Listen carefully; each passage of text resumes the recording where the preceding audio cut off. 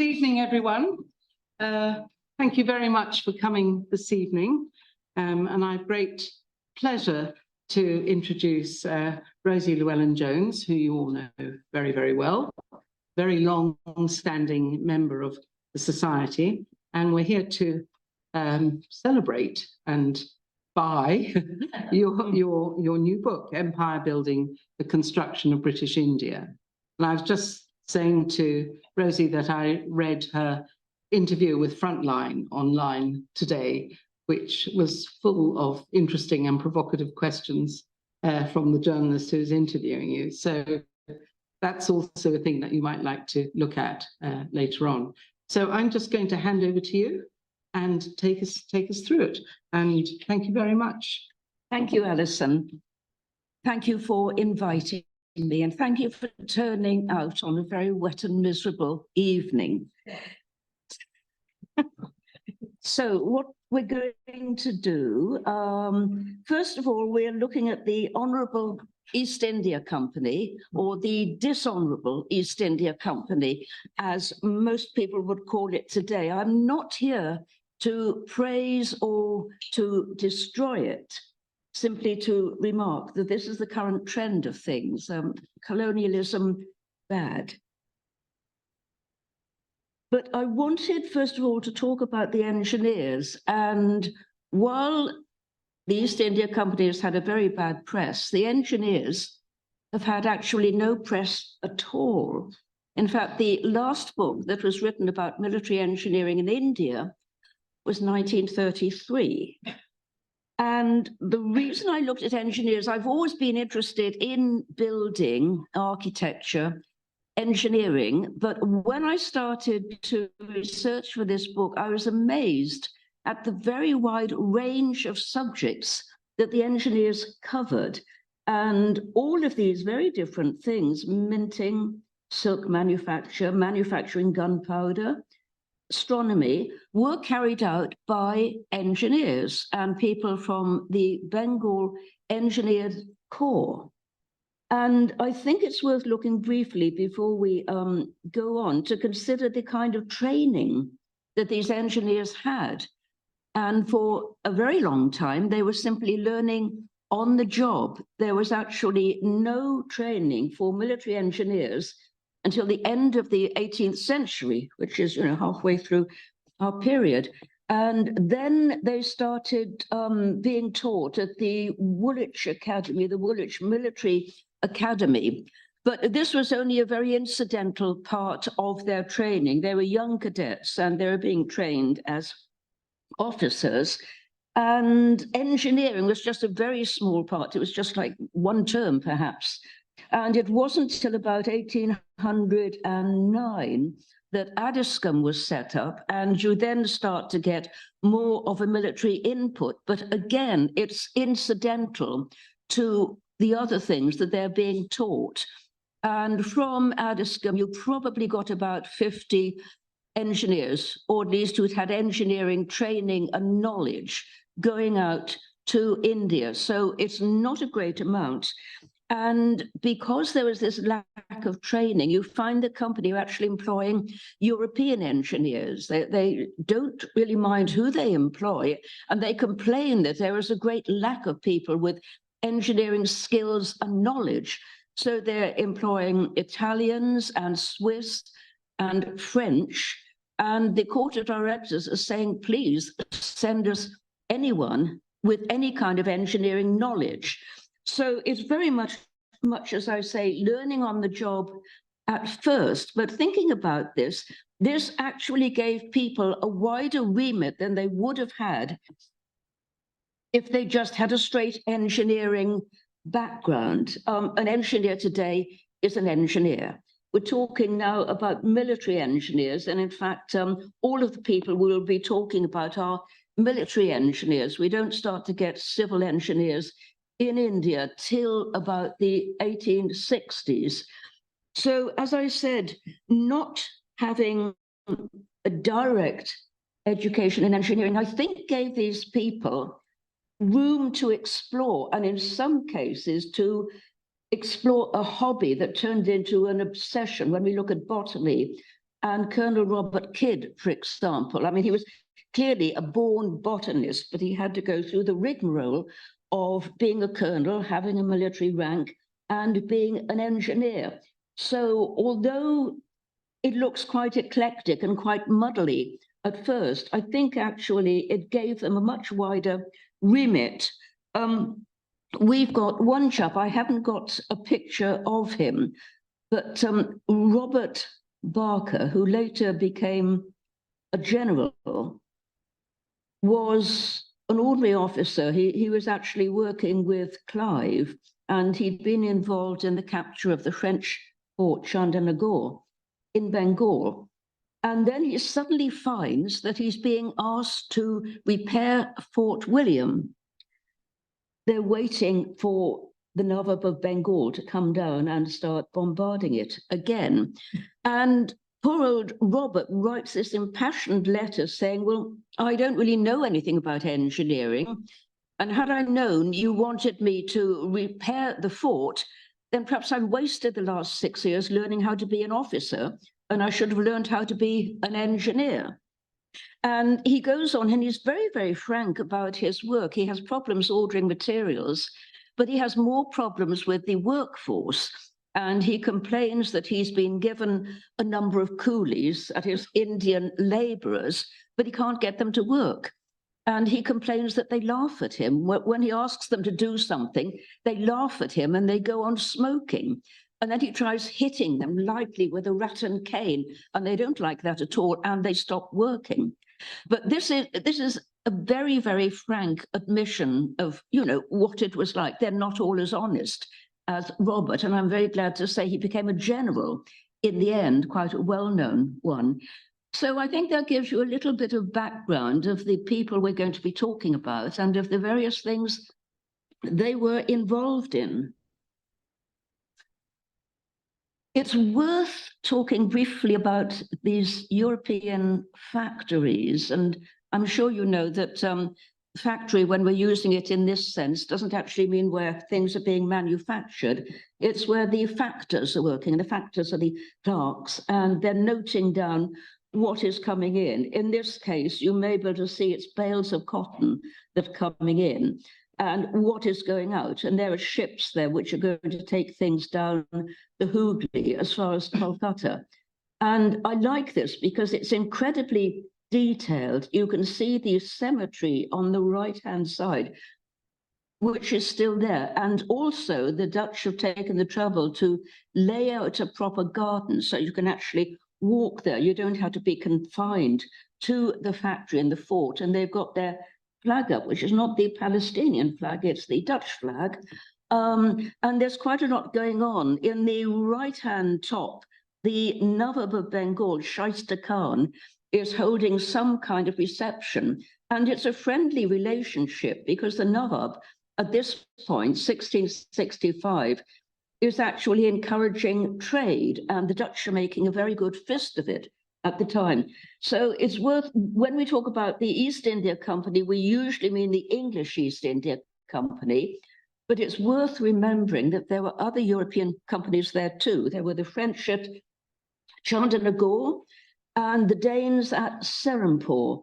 And this, I think, is a very good example of an early 17th century, mid-17th century factory. And you will see the difference when we start looking at Fort William, which was the English factory. And although it's called Old Fort William, it did actually start off as a factory. It didn't become a fort till about 1700. It's interesting because although it's gone completely, there's absolutely nothing of this left, the old fort.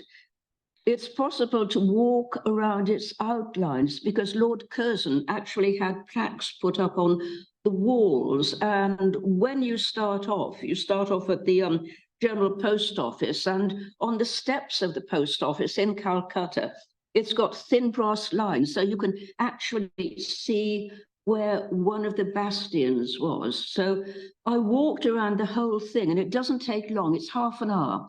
So we're looking at a pretty small building compared to something like Chinsora, and certainly compared to the French factory at Chandernagore. So this was the old fort. This is the one poor old Robert Barker was trying to refurbish. It's on the Hooghly, as you can see, and it's busy. It's very busy indeed. But it was not particularly well thought through. There's no garden, as you notice. There's virtually nothing inside except a row of small arcades, one of which contained what later was known as the Black Hole of Calcutta for prisoners. But it's pretty Spartan compared to some of the others. And what is interesting about this, let me get this right. Yes, we're looking at it from the other side now. The river is in the background, and we're looking at a reversed view. And for those of you who know Kolkata, St. Anne's Church is a little bit north of where Writers' Buildings is today. So it's a very fine church. It's not within the fort, the factory, which has now become a fort, but it's outside. And it's got tall, elegant spire. So what happens when the Nawab of Bengal, this time it's Siraj-ud-Dowlah, decides to come down and take Calcutta, is his men clearly go up the spire, and they're able to fire straight into the fort. So from a defensive point of view, this is not very good at all. I'm sure you all know the story of Siraj-ud-Dowlah coming down, taking Calcutta because he felt that the English were actually imposing too much. They got too much land. And the interesting thing about this is they didn't just come in and seize Calcutta, as some people might imagine. They came in and they built the small factory, which then became the fort. But they actually rented land around the building. They rented villages, and the idea was the more land you have, the more revenue and tax you can impose on people. So it's not a question at this period of conquering vast areas of land. It's working pragmatically. It's renting land from those people who actually own it or the landholders, and it's being nice to the various nabobs to see what you can get. So imagine the East India Company as a rather large landlord at this point. It was Plassey really that did it and changed things irrevocably. After Plassey, the East India Company were awarded the Diwani, which was the right to administer and collect tax from Bengal, Bihar, and Orissa. And it was this that really changed things. So they didn't any longer need to rent out land because they've got virtually 3 provinces from which to collect it. Plassey is worth going to see. It's obviously one of the most important turning points. There's not very much when you get there because the actual battlefield has been more or less washed away. It was on the riverbank, and there's only a little bit of that left. This is on quite a steep bund, so you'd actually have to go down the hill to look at the battlefield. And when you do get to the battlefield, there's a fairly recent monument to Siraj-ud-Dowlah and some of his officers. This was actually erected in 1857, exactly 100 years after Plassey, and it was virtually the last thing that the East India Company did because they were abolished the following year. Now, in the front is a gilt bust of the Nawab of Bengal, Siraj-ud-Dowlah, the one who came down and battered the Calcutta fort. And this is recent. This was put up in 2007. It's gilded. And although the company obviously thought he was a terrible man, he was dissolute, he was hot-tempered, he was arrogant, they really couldn't say anything good about him. This is not how many Bengalis see him. For them, he was the last true Nawab of Bengal before the company moved in. There are usually 2 points of view, if not 3. So that's why I think this bust is fairly significant, standing in front of the company's monument. We won Plassey, but I wonder in the end who actually did win. And Murshidabad shouldn't be forgotten. The curious thing about Murshidabad, it's on the banks of the Hooghly. It's probably about 4 or 5 hours by train from Calcutta. But you can find very few people in Calcutta who've actually been there. And it's a shame because it's a fascinating area. This was the capital of the Nawabs of Bengal. They'd moved here from Dhaka in about 1720. And there was a very enterprising man called Murshid Quli Khan, who changed slightly the name of Murshidabad. It had been Maqsoodabad. He changed it to Murshidabad to reflect himself and his titles. And it is really quite exquisite. There are imambaras, one of the largest imambaras in India. There are palaces. There's the great Katra Masjid or mosque. But it is curiously neglected. One of the reasons, I think, is that there's no decent hotel. There's nowhere to stay. So people tend to stay in Berhampur, where there is accommodation, and just drive 20 minutes or so to Murshidabad. It's a fascinating place. And what is interesting is the change, the fairly gradual change in status, because by about the 1770s, Plassey was behind them, the East India Company were developing Calcutta, and Warren Hastings, who'd actually been resident at Murshidabad, now becomes the Governor General, and he starts to move the administrative functions from Murshidabad to Calcutta. And once you start doing that, once you start moving the treasury and the law courts, and everything that goes with administering a province or a state, you tend to lose status. And this is exactly what happened to Murshidabad. The interesting thing is that the Nawabs of Murshidabad still had a lot of money. So they went on building palaces. There was nothing else for them to build, in fact. And the most recent palace is 1910. So they were still building away. So you get these spectacular palaces, but as I say, nowhere to stay. So Calcutta is growing as Murshidabad is diminishing. And what also led to its decline, there was a very, very bad famine. The monsoon failed 2 years running. It led to famine. And there were reports of bodies in the street that couldn't be buried. This really affected everything. It affected the silk industry. And Murshidabad never really recovered from that. In fact, it's interesting because when you are on the outskirts, you can actually see still the footings of old buildings, which are simply, been left to ruin because there was nobody there to inhabit them.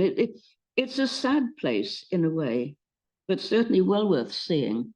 So we've now got Calcutta as the center. It's the center of the East India Company in Bengal, and it is the chief presidency too. Warren Hastings in charge, the Governor General. So we're all set for Bengal to be developed. Now, one of the things I do in my book is look at how ideas of the Enlightenment came to India, were spread in India. And this is something that I don't think a lot of people have looked at. In fact, for a long time, if you Googled Enlightenment in Bengal, it came up with the Bengal Renaissance in the middle of the 19th century. But I'm interested in how the ideas sort of permeated and affected what many, many people did, including the engineers. This is a fairly controversial memorial to Sir William Jones. It's at University College in Oxford. It's on the main street. And it's beautiful. It's by John Flaxman. It's a lovely piece of work. He's even got the bananas growing the right way on the banana tree, as you can see. And considering Flaxman had never been to India, I think he did pretty well. We know that William Jones used to work on the veranda of his cottage at Krishnanagar. And this was some way north of Kolkata. It was his summer retreat, if you like. And his wife, his widow, came back to England after his death. And she obviously briefed the artist, Flaxman, on how William Jones used to sit there in the veranda. And what he's doing is taking advice and translation help from the pundits, because he is looking at laws in Sanskrit and he wants to reflect them accurately. Obviously, you know, he's a justice. Laws are very important to him. He wants to know what the laws were really before the company came. But why it's controversial is that he's actually sitting on a stool and he's got a little writing desk there. And the pundits, the three of them, are sitting down on the ground, if you like, and they haven't got shoes on. You notice that William Jones has. And this has been very heavily criticized, that he's in a superior position. He's sitting on a seat and he's got his shoes on. But I think what people don't realize is that the pundits obviously felt happier sitting as they do, and as you will still see people sitting today, and they've left their shoes at the door like a polite Indian would. So I ignore the criticism and I just look at it as a very nice piece of work. And it was William Jones who set up the Asiatic Society of Bengal. And from this, a lot of the discovery of India arose. And one thing I'm particularly interested in, one aspect of the Enlightenment, there are many, of course, obvious, and it's quite elastic when you consider it, but it's the desire to catalogue everything. And you can imagine people coming to India, they see everything around them, which is virtually untouched. It has not been catalogued. It has not been written about. And this is something that the Asiatic Society did, and it published Asiatic Researches, which was its journal. For some time, this didn't take off. It was fairly expensive, and also it's pretty expensive to join the society too. So you're actually looking at fairly wealthy Englishmen that get the odd foreigner like Johann Zoffany, but it's basically for Englishmen fairly well off. Part of the society you can actually still see today in Chowringhee, but it has been very, very heavily built up.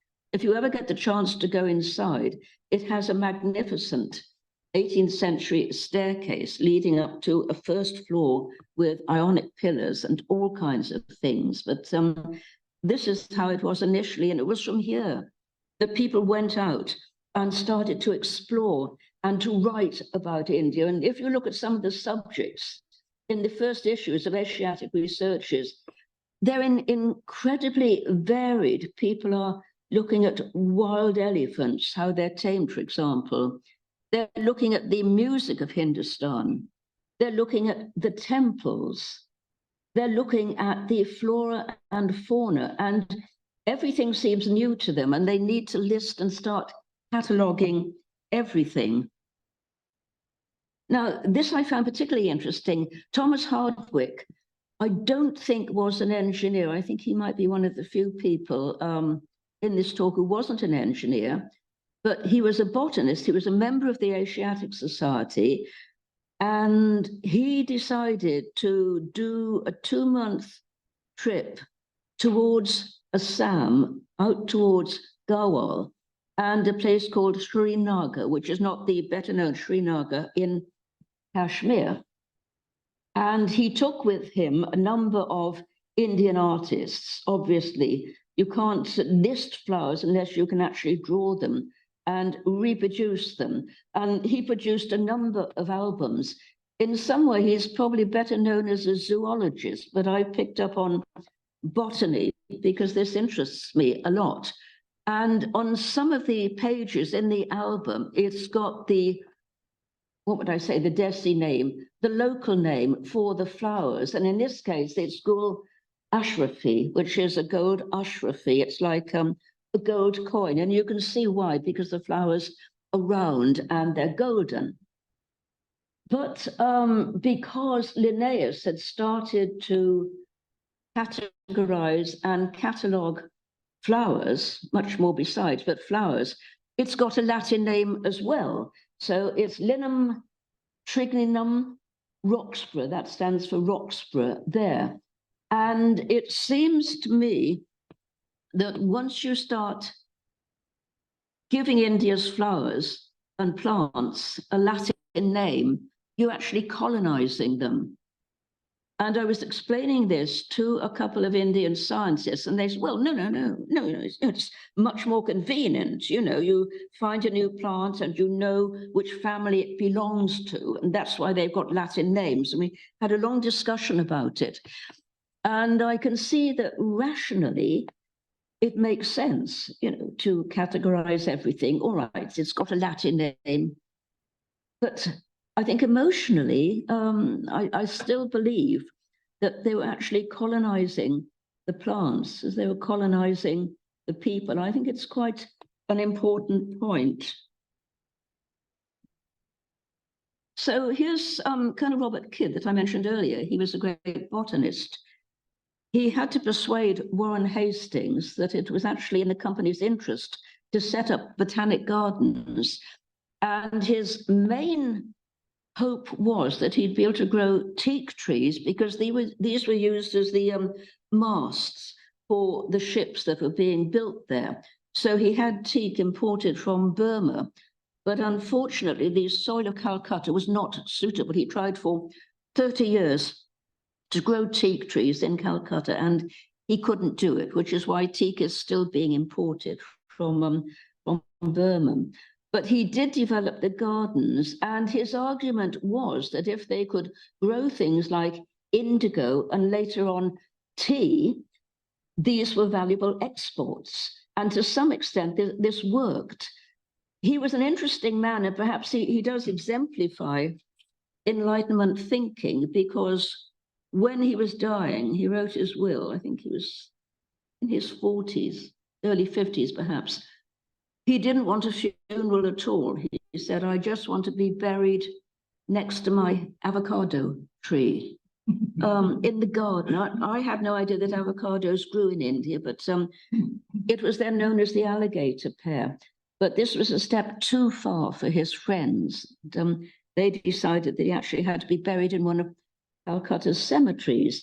But as a concession, they had this very fine memorial by Thomas Banks erected, and it is delightful. And also the fact that there are still flowers around it, I think is a very fitting tribute to Robert Kidd.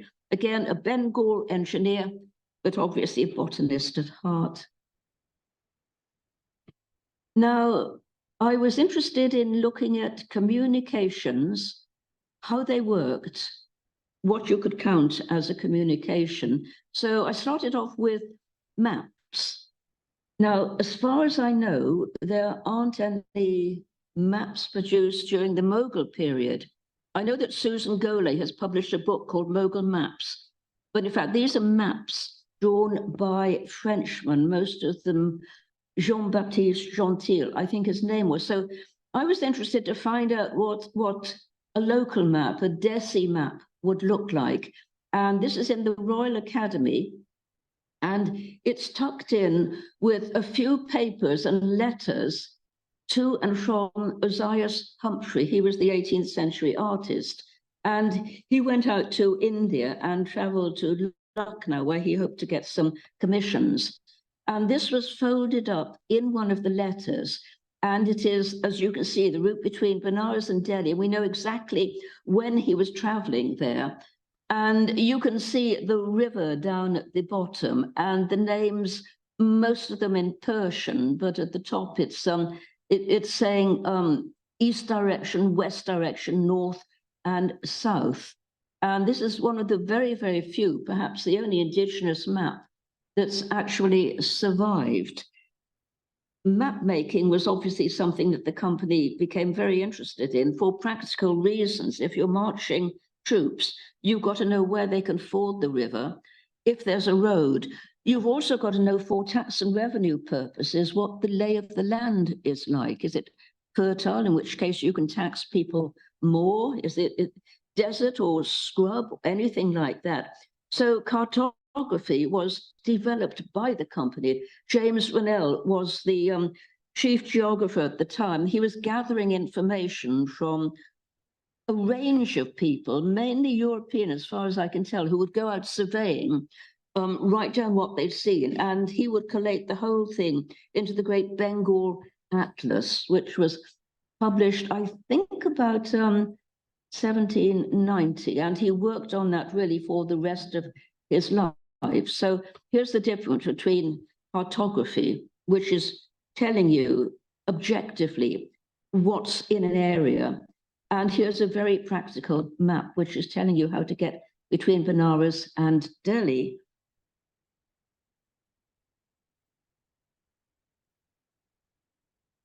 Talking about communications, surveying was obviously important to cartography. You can't draw maps if you can't actually survey the area. There were a number of these survey towers. This, I'm not even sure if it still exists, but it was the only one I could find. And obviously the idea is that you go up to the top and you survey the land. I'm not going to pretend to know anything about trigonometry because I can't even pronounce it. But the idea is you go up and you're sort of surveying the land, and you need these towers where the land is flat. Obviously, if you've got hills, it's much easier. You just go up the hills and you look at another hill and you take measurements and that kind of thing. But there are still a number of survey towers left in Bengal, but they're not to be confused with semaphore towers, which we've got later on. And observatories, this was something else they were interested in, not just the terrestrial exploration and mapping, but mapping the heavens as well. And the Madras Observatory was actually built by a private individual, and the company then took it over. Various surveying equipments there.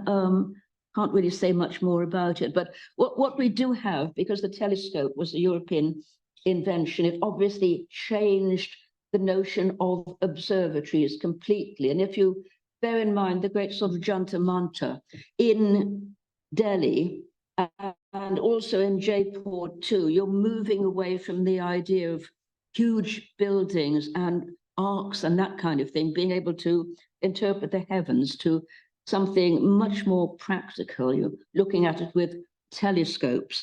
So observatories were another feature too that were developed. And again, it's the Bengal engineers who are not only building the observatories, they're importing expensive equipment from Europe, usually from England, and they're setting it up. So this is very much an engineering feat.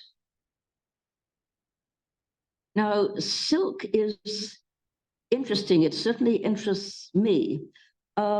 Silk in Bengal, when the company arrived, was produced quite large quantities, but it was very poor quality. And this was something to do with the way the silk filament was reeled off the cocoons. And it was the Italians who actually perfected the idea of reeling off several cocoons as well. And then you get a much more even thread. And this is something you can actually give to the weavers. Obviously, if you've got a sort of thread that is thick and thin in different places, it's not so good. It doesn't produce such an even weave. So the company decided that they would invest a lot of money in silk filatures, they call silk factories, throughout Bengal. And they obviously hoped to make a good profit by improving the quality of silk. They expected to make substantial profits, otherwise they wouldn't have put so much money into it. Now, the interesting thing about this, Kamakoli is now in Bangladesh. If you look at the size of the buildings, they're enormous. They are 2 stories, 3 stories in some cases, and they're huge. And if you look at that row that runs along the middle, this is absolutely enormous. And it's even more striking when you realize that descriptions of Bengal at the time, obviously including what's now Bangladesh, it was mainly 1-story bungalows. It was little thatched bungalows. And Ronell himself said it was very unusual to find a 2-story building. And even when he got to Dhaka, he said the buildings are rather sort of mean and, they're not always 2 stories. But just think of the impact this had in the countryside, and people knew when they saw this, it was in a way rather like Corbusier's architecture. It had that kind of impact, and people knew that the East India Company were there, and they were changing things, and they changed things considerably. They gave grants to people who wanted to plant mulberry trees, and in fact, if you took an area of jungle or uncultivated land and managed to get mulberry trees to grow, you had it rent-free for 2 years, and then of course you could sell the leaves for the silkworms. So this was really quite an amazing adventure. This is, I think, the only drawing we've got. None of the villagers exist any longer, because by the 1830s, the company had more or less given up, and they realized they were not going to be able to make a profit on silk, certainly not as much as they thought. So they sold them off, and I can't find any trace of them anywhere at all. So this is really all we've got. This is the Piedmont silk reeler from Piedmont in Italy. And as you see, there are several threads being run off at the same time. And what you have to do with cocoons is to soak them in warm water. And there's a little furnace. You can see the door of the furnace down there, and you're putting wood in there to produce flames and hot water. And they also, the company, I have to say, were quite eclectic in the people they chose to work for them. We've mentioned earlier the European engineers, because Europe was far ahead of engineering training at the time. And they were also quite happy to employ Italian silk reelers, and quite a number of Italians went out. And the chief one was James Wyss, whose name was Jacques Wyss. Originally, he changed it to James, and he showed people how to set up these great villages, the factories, and he was very, very precise in setting up all these machines. And he eventually came back and settled in Pimlico and was awarded a prize of £1,000 by the East India Company, who were very grateful to him for having gone to India and set everything up, even though it didn't eventually work. Couldn't see into the future. So that's the silk reeler. Now, something else that the engineers were engaged in was stamping coinage. And obviously this was done by hand. You can see the man with a hammer who's just about to bring it down on the actual die. But the thing about coinage is that once you start using steam presses, you can get a much more accurate coin. You don't get that sort of edge around it as you do with hand-stamped coins. So this was the second of 3 mints. And by the time the last one, the third mint, was set up, the company were actually importing steam-driven machinery from Bolton and Watt, the Soho works in Birmingham. So this is a transitional stage, if you like. And of course, not only did the engineers have to import the machinery, they had to build the mints as well. And gunpowder, I mentioned. Now, this is interesting. This is actually above Calcutta. It's on the Hooghly, the Ishapur gunpowder factory. And it's interesting that very few people seem to know about this. It's now, I think, under Indian Army control. But the engineers worked on this, and they refined the manufacture of gunpowder. It'd been something like a cottage industry, if you like. Women and children would sort of sit there, you know, grinding away at it. But it was mechanized to some extent. You started to get big drums that would revolve around like that and produce much better gunpowder, actually, than that made locally. There was one chap in charge for about 25 years. Farquharson, I think his name was James Farquharson. And he was criticized, not because he wasn't producing good gunpowder, he obviously was, but he was never very keen on showing his accounts to the military authorities. And of course, he was, you know, an employee of the East India Company, of its military branch, and they complained that he wouldn't show them his accounts and he wouldn't have a European assistant. And he came back with a very large fortune, and he bought Fonthill that had belonged to William Beckford. So I think we know where some of that money came from. The Humpo cantonment. The cantonments were an entirely British function. The Mughal army, as you probably know, was not a standing army. If the Mughals wanted to go to war, then they would call on their nobles to produce a certain number of men and horses. If you produced 5,000 men and they all had their horses, you were Mansabdar, and you had various titles. So the idea of having a standing army and having something like barracks and a parade ground for them and houses for the officers was actually quite revolutionary. And it was Clive who said, you know, we need to set up places for the soldiers and the officers. And Berhampur was probably the first cantonment. It's above Calcutta, so that makes sense logically. It was on the river, so troops could go up and down.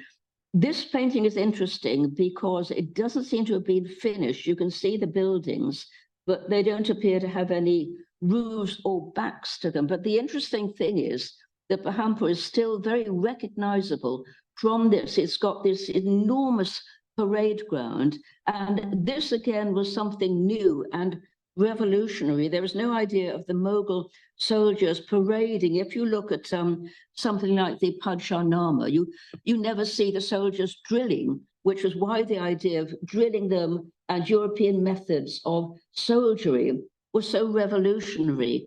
And some of the Indian rulers were prepared to hire Europeans, people like Benoit de Boyne, to train their troops in the European manner. So the cantonment, it looks interesting here, but it was the start of something quite revolutionary. And anyone who knows India or any parts of India will know that the cantonment area is usually a very pleasant area. It's green, it's got wide roads. All right, sometimes it's still a military operation, so you can't sort of wander around. But there's a definite change from the town and the cantonment area and civil lines. And of course, you will always get the cantonment cemeteries too, because the soldiers died and they were buried more or less on site. So the idea of cantonment brought by the company was something new and something which has stayed. The cantonment areas now in India are very, very important, and most of them have their own cantonment board. Some, as I say, you can wander around, others you can't because they're strictly military controlled. And another innovation were the hill stations.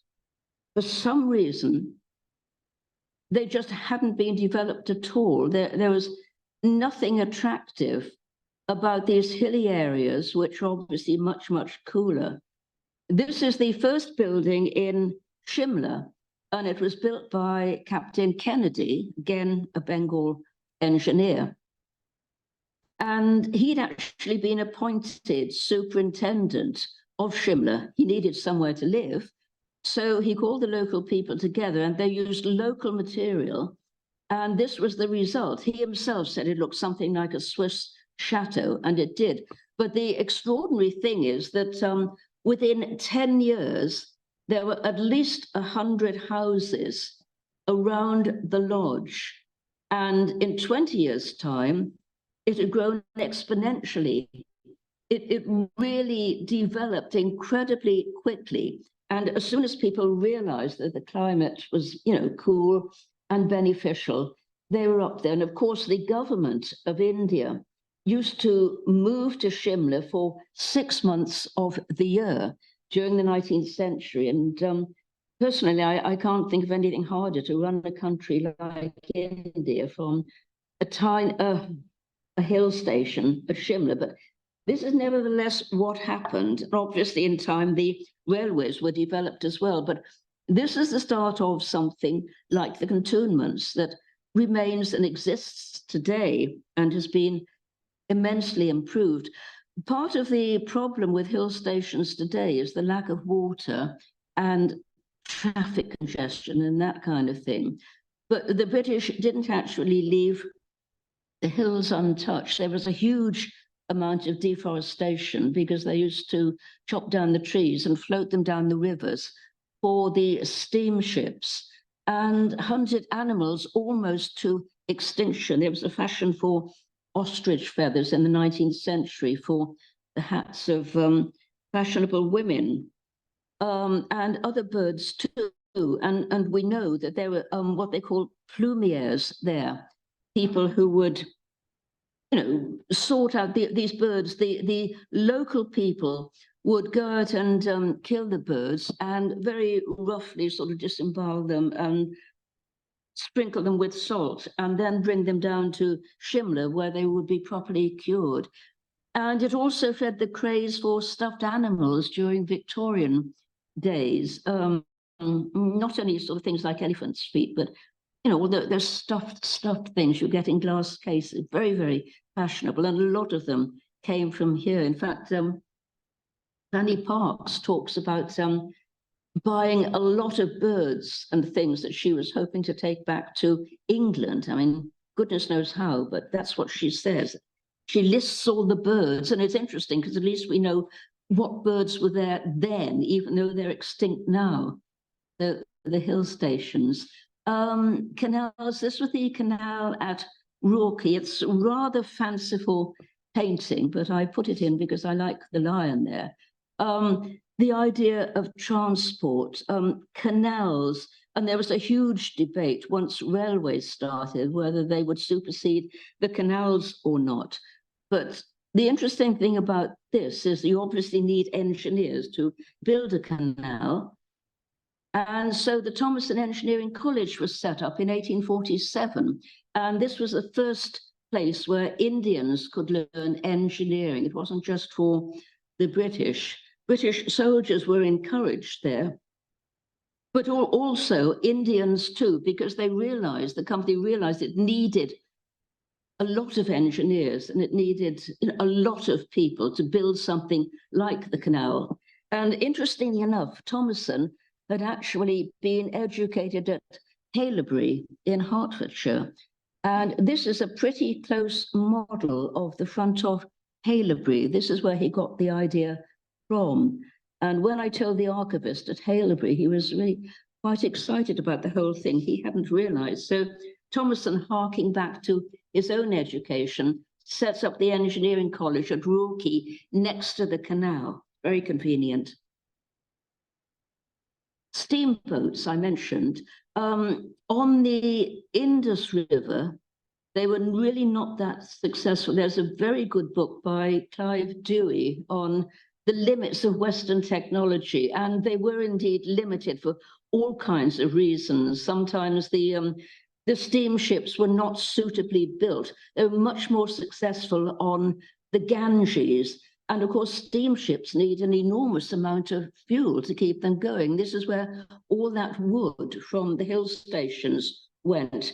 Coal was not that successful, but it did mean that the company started to develop the coal mines at Raniganj.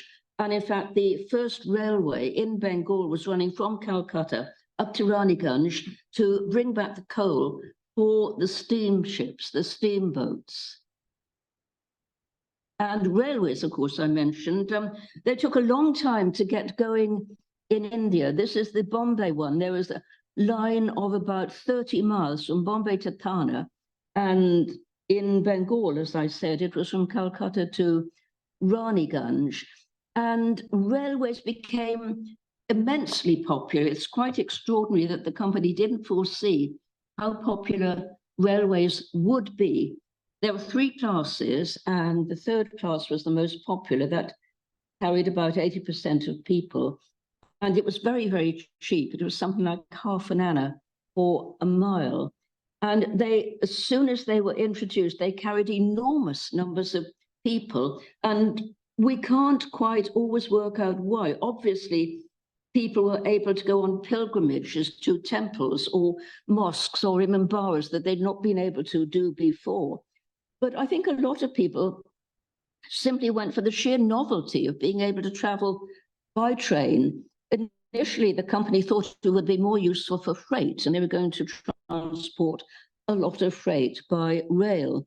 But fairly quickly, they realized that it was passengers who were providing the main source of income. And here you see a Bombay railway platform, and I have no reason to think this isn't accurate. And, quite happily, Europeans in their top hats are mingling with the Indian merchants. I think that's probably fairly representative. They would have been traveling first class. We don't see the third class passengers. They were terribly uncomfortable,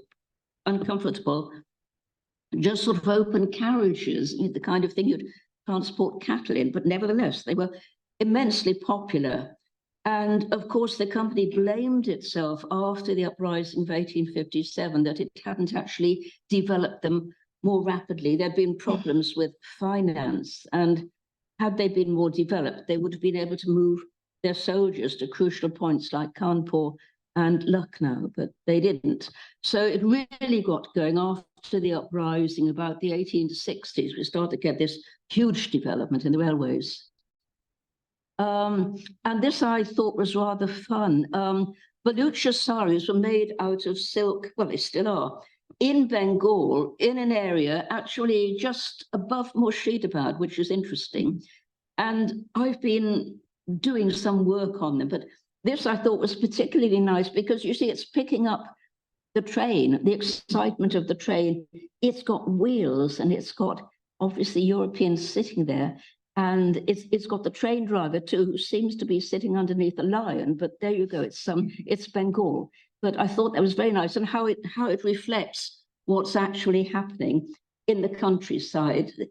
Indian people are not passive; they've got their eyes open. They know what's going on, and so here are the weavers, with their silk and they're reeling and everything. And this is what they're doing. It's lovely. I talked about the communications, and these are the semaphore towers, and you see they're different from the survey towers. Semaphore was very useful. What you did was to set up a series of towers, and with those, what they call the paddles on top, they sort of wave their arms around, and it corresponds to letters of the alphabet and numbers.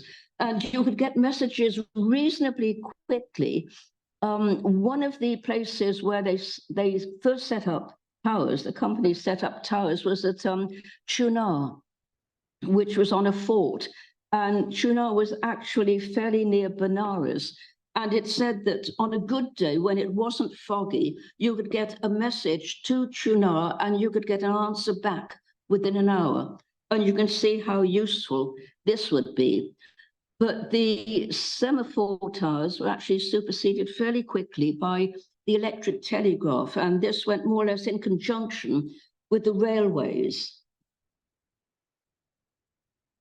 Here we have the telegraph. It's set up, you see that long, tall, probably bamboo pole, and the copper wire, which is going along. This is interesting because it's in Lucknow. And one of the first things that those opposing British rule did during the siege of Lucknow was to cut down the telegraph poles.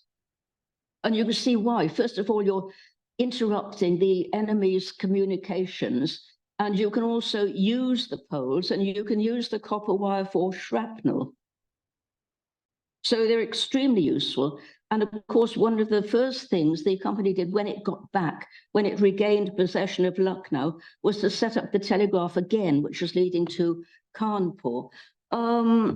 Again, they tend to run along railway lines because initially, most of the railways were single track, and obviously you don't want trains sort of banging into each other. So if you've got the telegraph running alongside, you can actually tell people when the train is due or if it's delayed, that kind of thing. So the telegraph was actually very, very important, extremely important. And I like this because it shows the company's priority once they had regained Lucknow, set up the telegraph, communications again.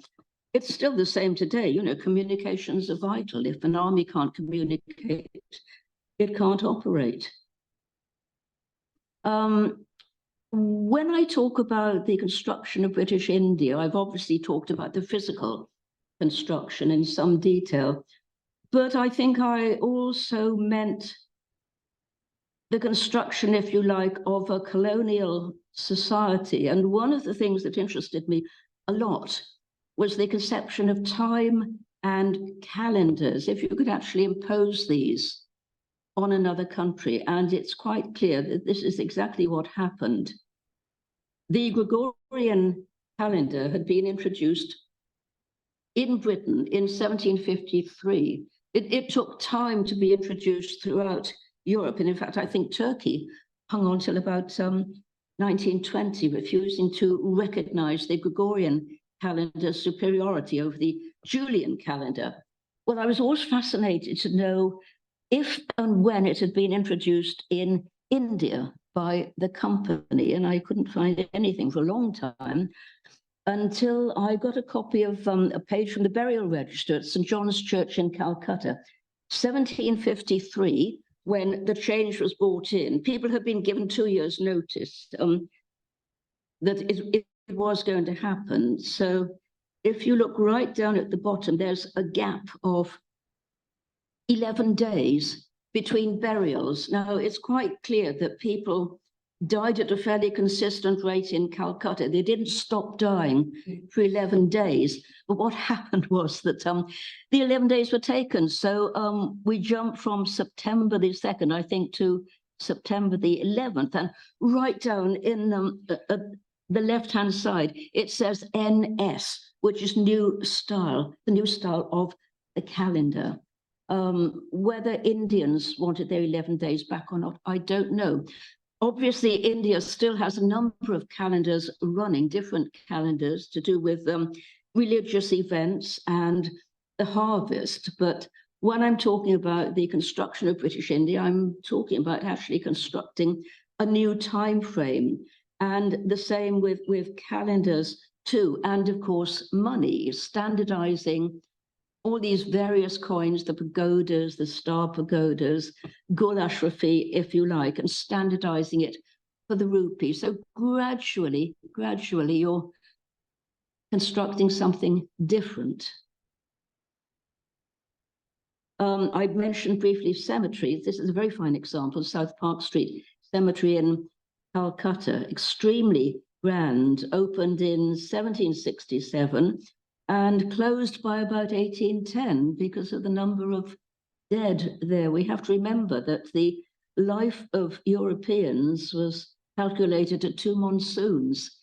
If you manage to hang on for more than 2 years, there's a good chance you might make it and even come back to England as a nabob with your money. South Park Street is extremely grand, in fact, so grand that the local administration had to bring in a ruling that tombs could only be a certain width and a certain height. So this is quite unique. Once you start getting cemeteries later than that, you find the tombs are quite ordinary and plain, simply because they weren't allowed to build these enormous structures. But this is great fun.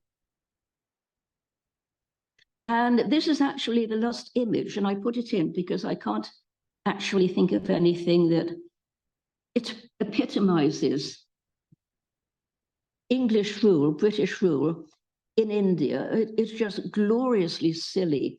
What it is an English couple, and probably a bit later than our period, probably about 1817, 1880. And they're crossing a ford, and they're crossing it on a charpoy, an ordinary Indian bed with netting on it. But they're being supported by what they call mussocks. And these are inflated buffalo skins. Obviously, the buffalo is dead. You inflate them, and the chap on the right, who's actually sort of blowing into it, is making sure it's got enough air. So you're moving across on these inflated buffalo skins, and you can actually see that that person is laughing, and I'm laughing too, because I can't think of anything that better sends, sums up the whole idea of the British in India. I think this really does it. It's idiotic, it's colonial, it's sometimes nasty, It's sometimes useful with the railways introducing things, but we need to look at the whole spectrum, I think, not just political, but I'm always interested in buildings, what was left, what's left there today, how the British behaved. So with that, I will leave you.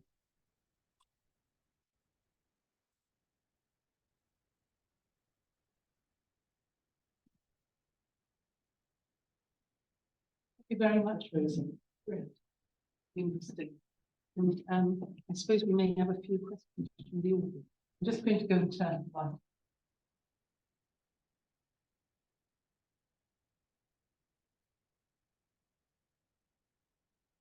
Can I ask a question about Robert Clark? Is there much memorialization already there? Sorry, of whom? Robert Clark. Five of India. Five. What time? In India itself. No, I don't think there is. We've got that big statue outside the Foreign Office here that people would like to tear down. And of course, he brought a lot of his stuff back to Hurst Castle. No, I can't actually think of any memorials to him in India. Any other questions? I should say that the book is on sale. Oh, yes, we will. It will say is. that. Yes, it is. This is the English edition. It's also been published in India, and it's actually received more publicity in India than it has here. Anyway, it's on sale for £20 special discount. Yes, that's right. Good, thank you. Do we have any other questions? I was going to ask you about the silk. Oh, yes. Yes. And so that they just failed. They didn't try to sort of persevere and. No, they didn't. I think the problem was they couldn't actually control the growth of the mulberry trees, even though they'd given concessions. Okay. And the weavers and the middlemen, there's just too much of it and too few supervisors who could actually, look at things. But it was an interesting venture. But of course, silk now is woven in India, isn't it? Oh, yes, of course it is. No, I mean, they didn't stop weaving it. And in fact, it's interesting that Indians themselves bought the silk filatures and they bought the Italian reeling machines with it. And that's what they used. They could see it was an improvement. And it was. Use it as it's all right. Yes. Okay. Mehreen.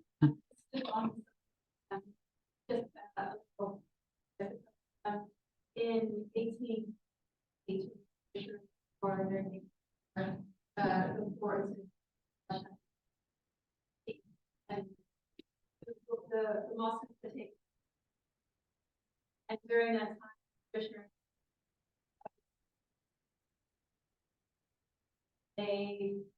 when they find back to the base, they part the there's some kind of discussion. Oh, that's interesting. Yes. No, I didn't know that. That's very interesting. Yes. But all that was on the basis of engineer Britain, Europe. A British set up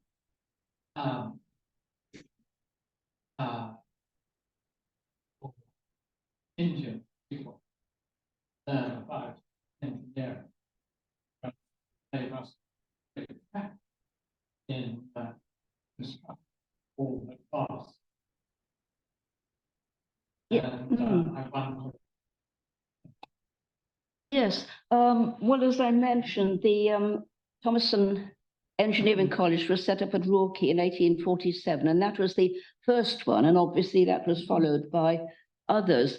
But for a long time, when we're talking about construction, we're talking about somebody who's drawn a plan and then is just supervising the Indian workmen, the coolies, just telling them what to do. They are not themselves engineers, and sometimes the British weren't engineers either. It was very hit and miss, and buildings did fall down.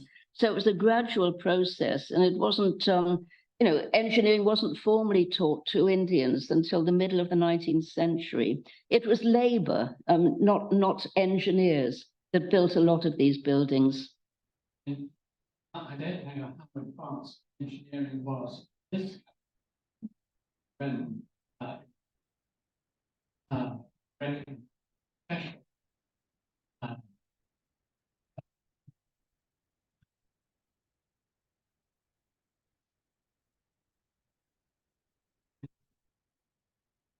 Yes, indeed.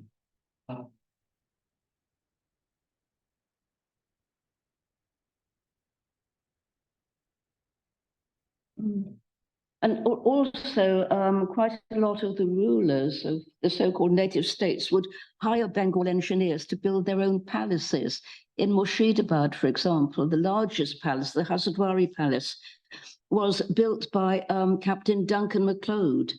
And he'd already built a palace in Lucknow, so his reputation sort of spread. And he was hired to build this enormous palace. It's called Hasardwari because it's supposed to have 1,000 doors. And so you could borrow a Bengal engineer, but he wouldn't be supervising other engineers. He would be supervising what they called coolies or ordinary builders. Peter. Yeah, thank you. Mm. I just want to add a couple of comments on that. There were always intermediaries, and specialist intermediaries, real coolies in the big. And by the 1780s and 20s, there was definitely a hierarchy of these things, which Europeans doing were very busy about Bengalis, not supervisors, but there were people in business saying, "I'll go to a health service."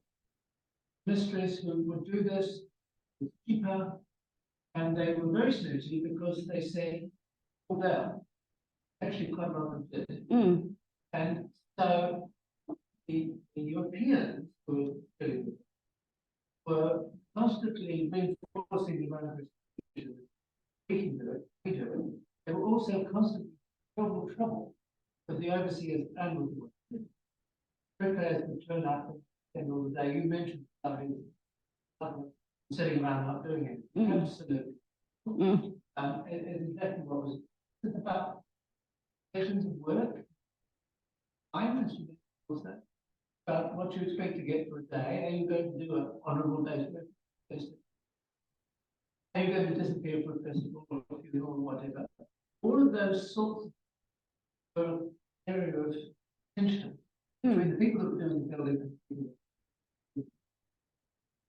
I think this is a very interesting interplay. Yes, it is. You're right. Just a different culture. And I think that the way the European engine, well, the way that you say, most of the trade were by ones that they often have, they would get some. They might have learned things along the way. They were fine. They also had access to a library of European books, more than one language, which were passed around. They also had people who were selling technical equipment. The lights, also for astronomy, but all of these things, things which were required for measurements. They were using mechanical devices, so they had both knowledge of books, and they had mechanical devices. So they were setting themselves up as a kind of standard of how these things were done. And indeed, once you get engineering colleges, particularly when you get major things like Richard, all that sort of, that becomes a standard. Eventually, those freelance Bengalis and Indians just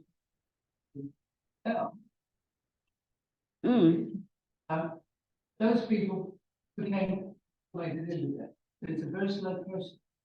Those people go on working for a generation or more.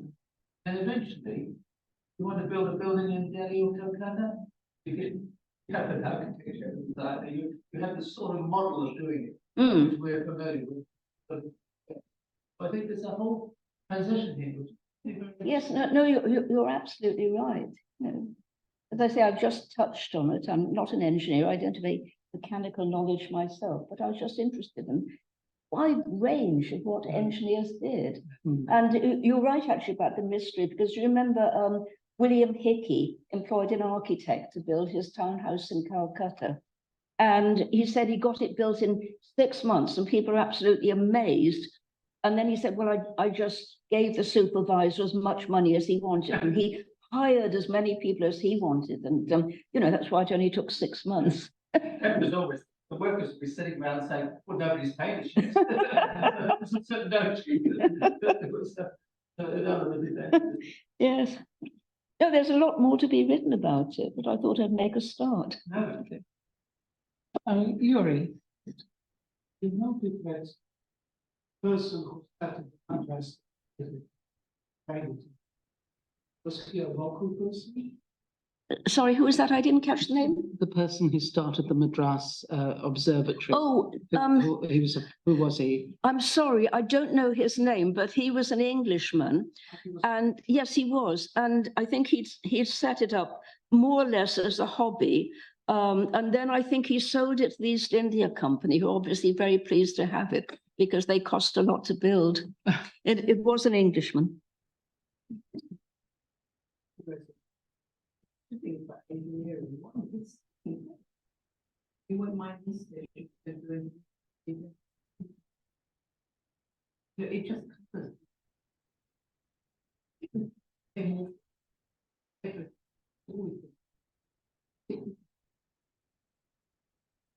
but the point of development England interesting. As well as the military. So they, when they decided down they built 1804. The artillery, the artillery, they built the rock, come in and then let England roll engine in there. 1804, the order for military. In 1812, next. They've been moved into and becomes the Royal College. Yes. And then they extend enormously. They extend.